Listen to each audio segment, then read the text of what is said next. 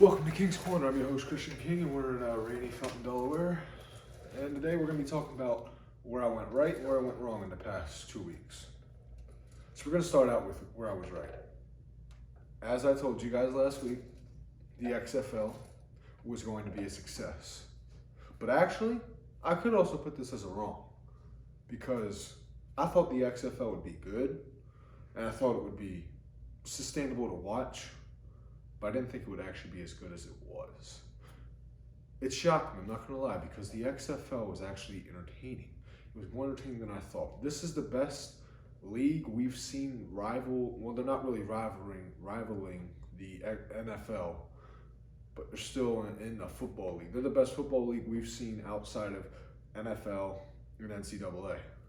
The XFL is the best secondary league we've seen since the USFL.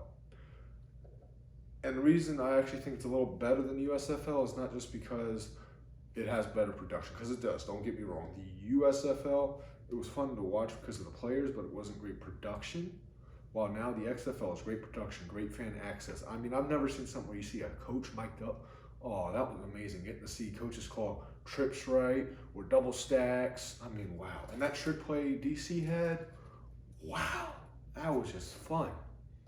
But also here's where the XFL beats the USFL. The USFL had Steve Young when he wasn't Steve Young yet. They had Reggie White before he was Reggie White. They had a lot of young stars. The XFL has these veterans / unexperienced but older great players that aren't just good enough to make the NFL. The XFL has two quarterbacks, and two of which didn't even play last week, but the other two did, and they were absolutely mind-boggling. The XFL has a mini Russell Wilson and a poor man's great value version of Pat Mahomes / Carson Wentz or Aaron Rodgers. Cardell Jones was making passes that only those guys could make, and it was incredible. He had this pass going to the left, I'll never forget it, getting tackled and just flings it right here to the receiver, and this was on a 3rd and 8. And what do they always say? What's the quarterback's area? 3rd down and red zone. If a quarterback's not good in those areas, get off the field. You're not a quarterback. And he was absolutely stellar in both areas. Now, they started off a little slow, but that's also because he was still getting communication down with his other receivers. He's still in a new offense that he's still learning as we speak. But what I saw on Saturday, oh my gosh. Wow, mind-boggling. And then I was like, maybe the Roughnecks game. I mean, I had that 24-23. The only game I was really close on was the DC game. I said 33-19, it was 31-19. But I was expecting LA to I was expecting LA to cover the points. I was expecting 24-23 Houston. I'll be truthful with you. I didn't see PJ Walker coming. Wow. PJ Walker just, game started, 3 plays in, 60-yard bomb, dime, on the money, touchdown, 6-0 that quick. And then they went down, and then he saw Starborn. Let's nickname him what Houston already gave him. His name's he can no longer go in Houston and be called PJ Walker. Ask Not Walker, Texas Ranger.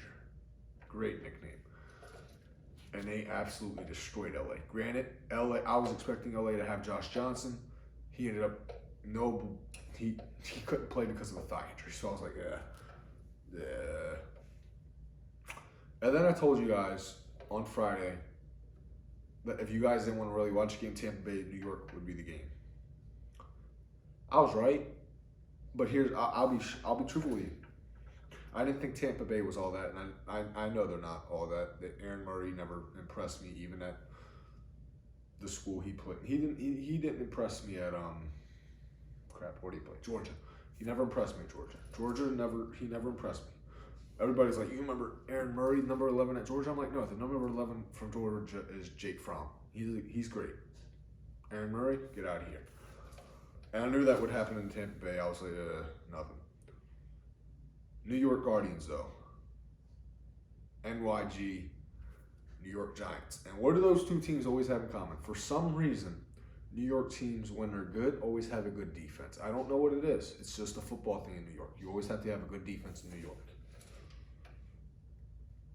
And New York doesn't just have a good defense. they have a dominant defense. They're the only team all weekend outside of the St. Louis Battlehawks to not allow a touchdown. Difference was Guardians were actually going against the starting quarterback at Tampa Bay.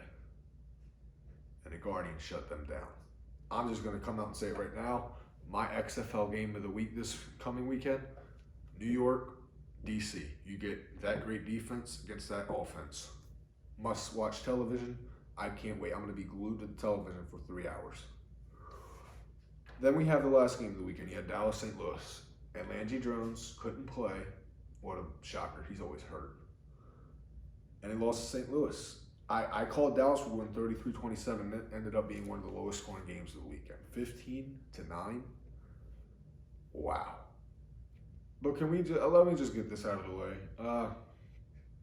St. Louis, you have a problem on your hands. Your special teams has one great player, Marquette King. The rest of your special teams, I think a Rock could have gone out there and done that touchdown much better with the punt that Marquette King kicked a beauty on. And you turn it into a touchback. In the NFL, you might have not gotten yelled at as bad because it only goes from the 2 to the 20. Whoop-de-doo, 18 yards. In the XFL, you didn't just give up 18 yards. You gave up 38 yards. What? You couldn't tell the ball was about to stop. No Dallas guy was going to touch that. And you're just like, let's just let it hit here. But St. Louis, I told you on Friday, you're going to have a football team. I didn't lie. Now let's talk about what I loved and absolutely loved about this league outside of the presentation, outside of all this. This might have been the fastest moving football game I've watched with my two own eyes. That game was fast paced. In the third quarter of the DC Seattle game, I was like, can this game slow down a little bit? I mean, I got to take a peek. Like, I was actually hoping the game would slow down a little bit because I had to find a way to get out of my room and be able to use the bathroom. I mean, this game was boom, boom, boom, boom, boom. Play ends, play started. Play ends, play started. Commercials were only about 20 seconds and you're right back in. It's not like the NFL where you take a commercial. Show one play, commercial. Oh, take another play. And the XFL, you guys were absolute geniuses on that kickoff. Kickoff, great job. NFL, get an alliance going with the XFL. Implement those kickoff returns. And I agree with what they do with the touchbacks. The XFL rules and all that, perfect. On the money. And I love what they do with the officials. Mic the officials up, genius. That lets fans know what's a catch, what they're thinking, what they're going through. And even though I heard some people criticizing the referees over the weekend, you guys got to give them a little bit of a break. It's the first XFL game and it's a new league. Even though it has similar rules to the NFL and NCAA, there's a little niches and twitches that the XFL did. I think overall, I loved how the XFL officials kept their mind at it. They weren't trying to be the stars. They let the stars be the players on the field. Genius. And I'll say this. NFL, this might be a little controversial to say at this moment because it's only after one weekend. Oliver Luck is probably the best commissioner in football. Any league, anything you go. Roger Goodell tries fining and suspending players for no reason. Implements all the wussy rules. And then you can't have any other sponsors outside of one. When I watched the XFL over the weekend, what I see? Hard hits, great to see those back, but I also saw safety. The XFL showed the NFL how to have a perfect line between safety and danger. Yes, players want safety, but we also don't want it to be flag football. You saw many times on Sunday where quarterbacks are getting full weight on their body. And I know that you are trying to protect the quarterback. And I'm the last person you'd think you'd be hearing this from. I'm an Eagles fan. Carson Wentz, yes, he's injury prone. But that doesn't also want to mean I don't want to see wussy flags out there. I don't care if it goes for my team against my team. You can ask the one guest we had one time named Justin Villarreal. I hope you guys all remember him. One of the best guests I've ever had. Well, the only guest I've ever had, but he's going to be considered as one of my greatest. When Dallas and Philly played in Week 7, I was kind of upset with the roughing the passer that they called on Wentz. That wasn't roughing the passer. They hit him in the waist and he didn't even move. It's bonkers. The XFL was doing a lot of it right. And I hope you guys enjoyed the XFL as much as I did, because it was absolutely wonderful, and I can't wait for this weekend. It finally filled that time window between Super Bowl and March Madness. I'm loving it. But let's move on. Over the weekend, we got to see the debut of two out of the three trades. Andrew Wiggins, Andre Drummond. I was wrong about one. I was absolutely correct about the other. I was absolutely correct about Andrew Wiggins. Andrew Wiggins is going to fill in great when Steph Curry and Klay Thompson gets back. But Andre Drummond, I thought that was going to be a steal for Cleveland. Unless you get another star around him, no, that was a horrible trade to Cleveland. Why'd you just bring in that cap space? That now makes no sense. It still mind boggles. And I don't know if you guys got to see it over the weekend, but anybody see what happened with old Lonzo Ball? He's back. I finally saw UCLA Lonzo come back. He was aggressive in clutch time. He made plays when he had to. But he's also one of the best passers I've ever seen in my lifetime. And that's saying, even though I've only had 16 years of experience of watching sports, well, really only 13, Lonzo Ball is on. I would take Lonzo as a pass over Chris Paul. And yes, I know Chris Paul passes like this, passes like that. But Chris Paul only ever passed just so he could say, I pass. Lonzo passes because he's passing to make a play. He passes to make other players special. If you actually watch Pelicans games, which I doubt a lot of you didn't do before Zion showed up, Lonzo should really have like 17 assists a game. It's incredible. Now, Lonzo still has to work on his free throw shooting because it's ridiculous that he's a point guard that can't free throw shoot. But hey, he got his three-point shot better. He did something we thought Ben Simmons would do, get his jump shot right. I won't even go into Ben Simmons, but it's ridiculous. Lonzo and Zion is going to be the New Orleans Pelicans duo for the next couple of years. And maybe if they keep Ingram, big three next 3 years. Well, next 10 years. But it's incredible what the NBA is finally doing. But let me segue out of basketball and the XFL and let's get back to the NFL. So I'm reading a Sports Illustrated article, and they're saying Cowboys might want to take a chance at Tom Brady. And you might think I'm crazy for saying this, but as an Eagles fan, please, Dallas, do it. I'm begging, please, do it. Do the stupidest thing you'll ever do. Will it shock me if they do it? No. Dallas is that stupid. And you're probably thinking, why is it stupid? Tom Brady's the GOAT. Wrong. Tom Brady's the GOAT, yes, but that's no longer Tom Brady. You saw it, I saw it. Television doesn't lie. I don't want to hear, he had no help. He had a better receiving cast than Carson Wentz. He had a better offensive line than you actually give him credit for. And he had one of the greatest defenses to ever walk on a field. And I know you're going to say, the schedule was weak. In the NFL, if your defense is good, your defense is good. I don't care if it's against bad teams. Bad teams in the NFL would beat great teams in college. Let's just remember that. So before we go out and say, he couldn't beat Alabama with the Patriots, they would demolish the Alabama. Come on. Let's be truthful. Or you want me to get rid of Alabama? How about LSU? They dominate LSU. They dominate Ohio State. They dominate Clemson. They dominate Oklahoma. None of the college teams can keep up with any NFL teams. The Jets, when they blow them out, and then you want to say, well, the Dolphins, no. Dolphins are, even though I hear a lot of people saying, Broncos, they're going to be the surprise team next year. No.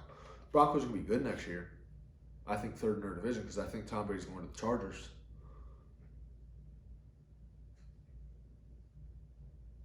But Broncos aren't going to be as dominant as I believe that the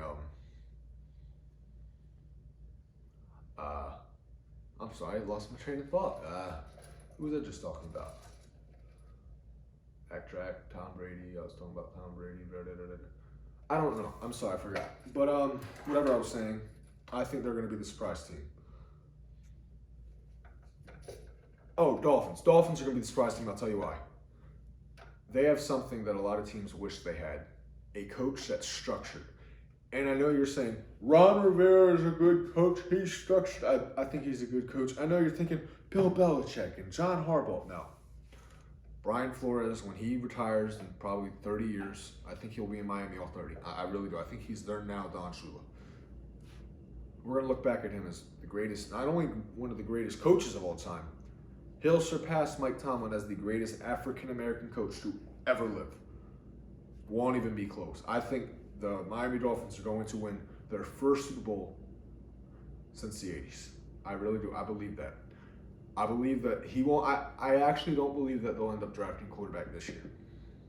I think he's going to look at Tua and say, a little injury prone there. I think they're going to trade out of the 5th overall pick and get somebody that fits their structure. And then, next year when Trevor Lawrence comes out, I'm calling it right now. Dolphins trade for the 1st overall pick, and they get Trevor Lawrence. And Trevor Lawrence will now be wearing the number 18 for the Miami Dolphins. And you're probably thinking, why is he going to wear the number 18? The reason he'll wear the number 18, who's Trevor Lawrence look up to? Peyton Manning. He wore 14 in high school, like Peyton. He's wearing 16 in college, like Peyton. And now he's going to wear number 18 in the NFL, like Peyton. Trevor Lawrence is going to try to become the next Peyton Manning. And even though I think that's going to be his downfall, because he'll never be Peyton Manning. We'll never see another Peyton Manning. Peyton Manning is the smartest quarterback to ever touch a football field.